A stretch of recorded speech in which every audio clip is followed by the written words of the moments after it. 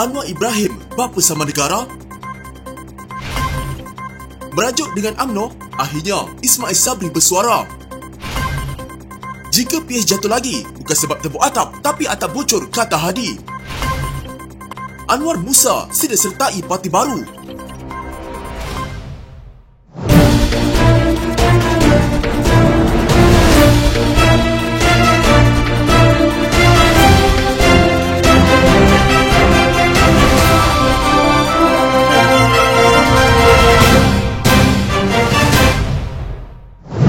Saya risau sekiranya nanti rakyat kenang Yang Amat Berhormat Tambun sebagai Perdana Menteri bapa sama negara kerana mengamalkan budaya fear mongering dengan izin, menakutkan orang yang menegur.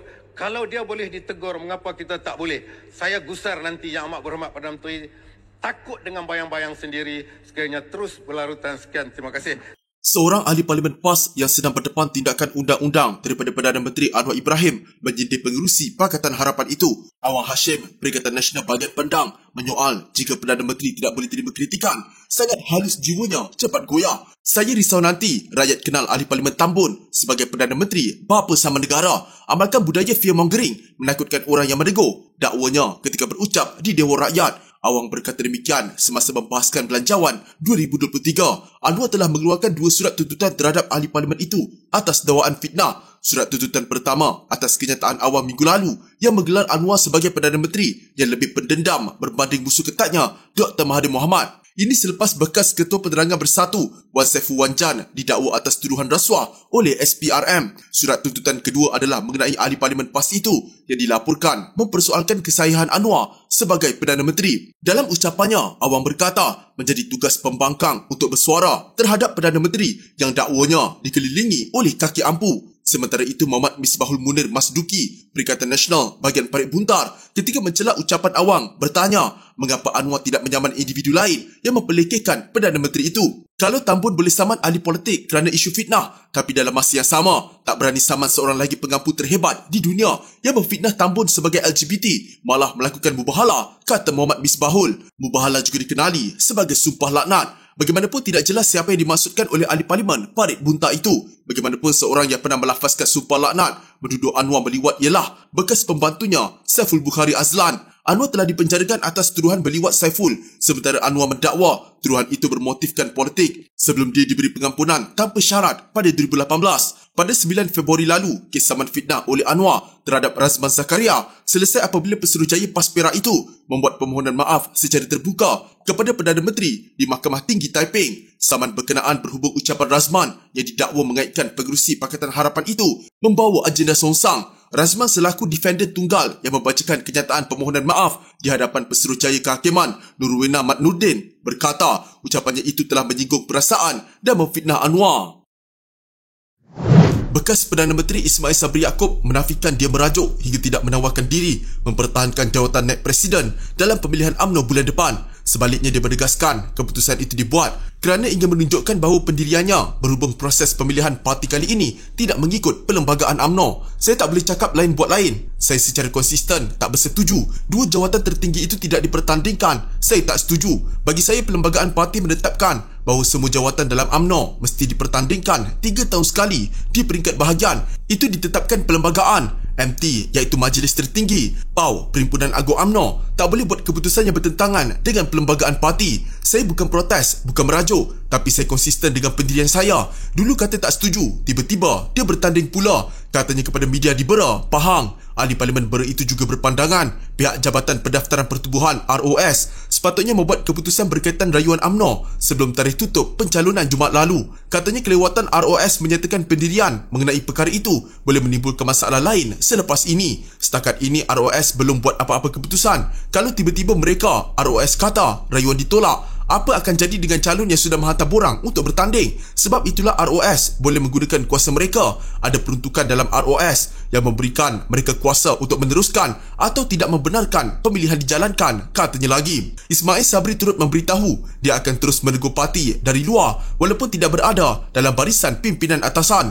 Katanya dia lebih bebas untuk menyatakan pandangan selepas ini kerana tidak lagi terikat dengan keputusan dibuat Majlis Tertinggi Parti. Jika dulu saya terpaksa akur dengan keputusan dibuat MT ini. Walaupun pada pandangan saya, keputusan tidak sepatutnya diambil kerana saya naib presiden dan berada dalam MT. Apabila berada di luar MT, saya rasa lebih bebas untuk menegur dan saya beri jaminan akan terus memantau, menegur parti walaupun saya berada di luar, katanya. Dia turut menafikan akar bersara daripada politik selepas tidak bertanding untuk jawatan naib presiden. Katanya laporan dibuat media sebelum ini kurang tepat dan sepatutnya mendapat maklum balas daripadanya terlebih dahulu. Semalam media buat kesilapan sebab dia dapat daripada sumber. Jadi biasanya sumber ini tak berapa betul. Dia kena dapat pengesahan daripada saya sendiri. Saya dah sebutkan, dah lama dah saya sebut. Saya rasa sewaktu jamuan dibera dulu. Dah lama ni, sebulan lebih dah. Yang pertamanya saya belum buat keputusan untuk bertanding atau tidak untuk jawatan naib presiden UMNO. Tetapi yang pasti, saya akan bertanding ketua bahagian Bera kerana saya masih ahli parlimen Bera. Dan sewaktu tarikh tutup pencalonan yang saya difahamkan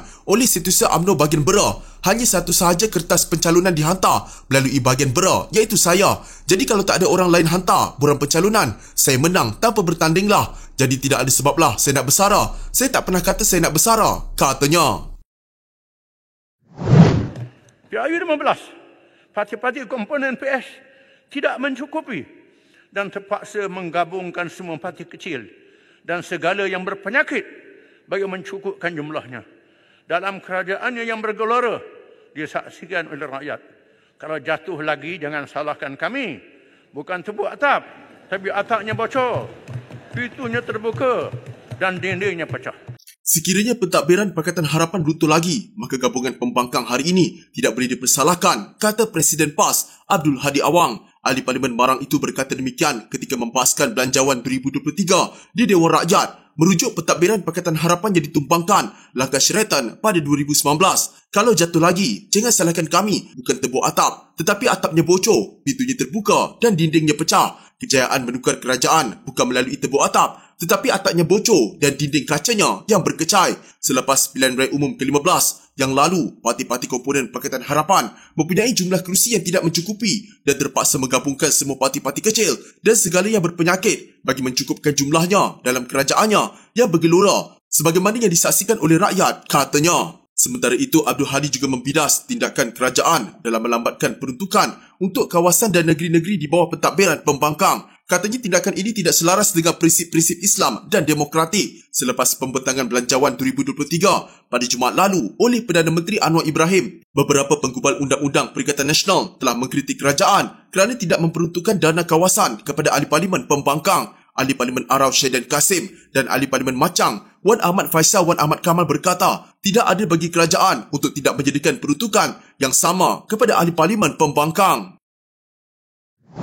3 bulan selepas dipecat daripada UMNO, bekas Ahli Parlimen Ketereh Anwar Musa berkata sudah tiba masanya untuk dia mempertimbangkan menyertai parti politik baru. Anwar berkata dia telah meluangkan masa sejak dipecat untuk bermuasabah dan memerhatikan arus dan pola politik negara. Tiba masanya kini untuk saya memikirkan secara serius untuk kembali semula meneruskan perjuangan politik secara berparti dengan memilih parti yang sesuai dengan jiwa perjuangan saya dan parti yang benar-benar berjuang menegakkan syiar agama serta membela bangsa dan negara. Semoga ada parti yang sudi menerima saya untuk berkhidmat sebagai ahli biasa mereka, katanya dalam catatan Facebook. Anwar adalah salah seorang yang dipecat UMNO pada Disember tahun lepas susulan pilihan raya umum ke-15. Dia tidak merayu pemecatannya. Sejak dipecat, Anwar mengasaskan sebuah NGO bernama Muafakat Nasional yang menurutnya bertujuan untuk menganjurkan aktiviti, mempromosikan rukun negara dan perlembagaan persekutuan. Selain itu, katanya, kumpulan itu juga bertujuan untuk menjaga kedudukan Raja-Raja Melayu, kedudukan istimewa orang Melayu dan Bumi Putra, menjaga kepentingan etnik lain, bahasa Melayu dan kepentingan masyarakat majmuk. Anwar sebelum ini mendakwa telah dihampiri oleh PAS selepas dipecat, namun berkata pada masa itu bahawa masanya terlalu cepat selepas bercerai dengan UMNO.